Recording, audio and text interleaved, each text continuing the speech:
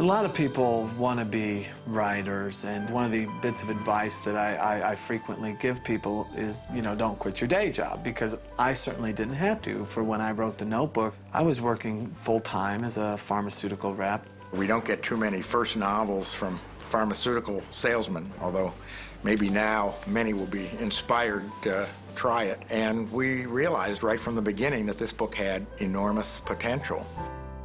Sparks' manuscript for The Notebook caught the attention of an editor at Warner Books. I took it home and I read it quickly, and I fell in love with the novel. It made me cry, and as far as I'm concerned, if a book makes you cry, it will make other people cry, and people love to cry. Sparks' agent had submitted The Notebook to 25 publishers, so Warner Books immediately made a preemptive offer. My agent, she calls me, and she says, well, Warner Books would like to offer you $1 million. What do you think?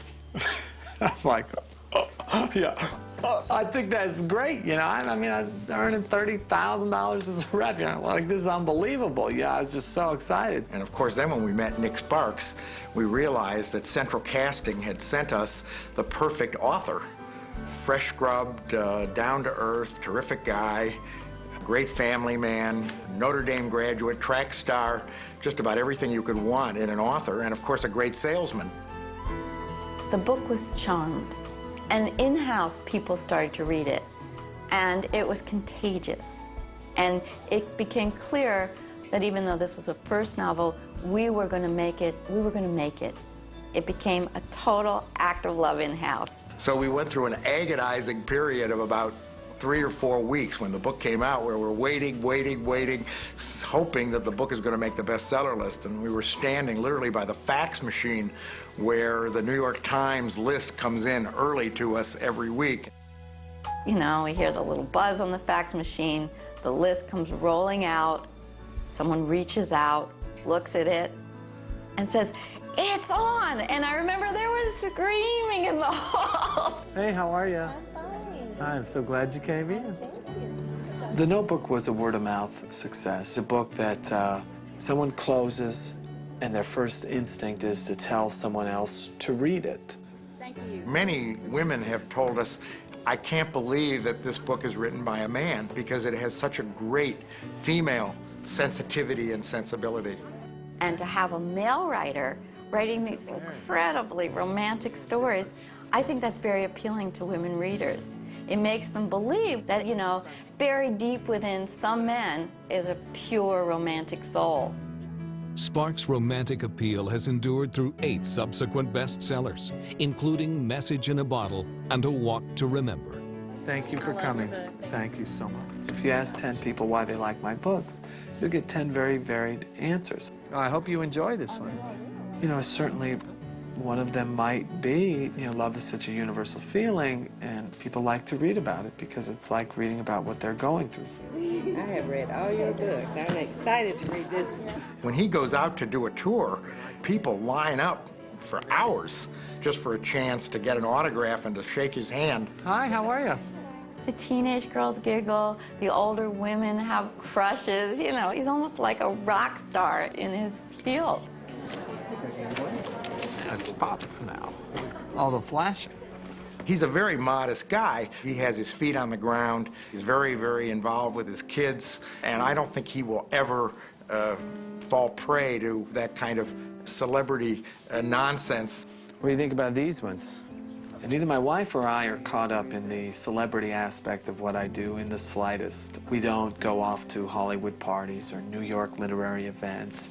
And we live in a small town in the South. My kids do what every other kids do. They play soccer, they play football, they go to church on Sunday. We say our prayers at dinner and at night. You know, we lead a very, very typical middle-class life.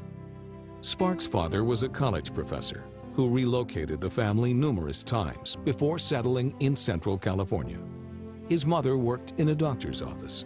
And our family was very poor. If my mom didn't work when we were little, we wouldn't have eaten.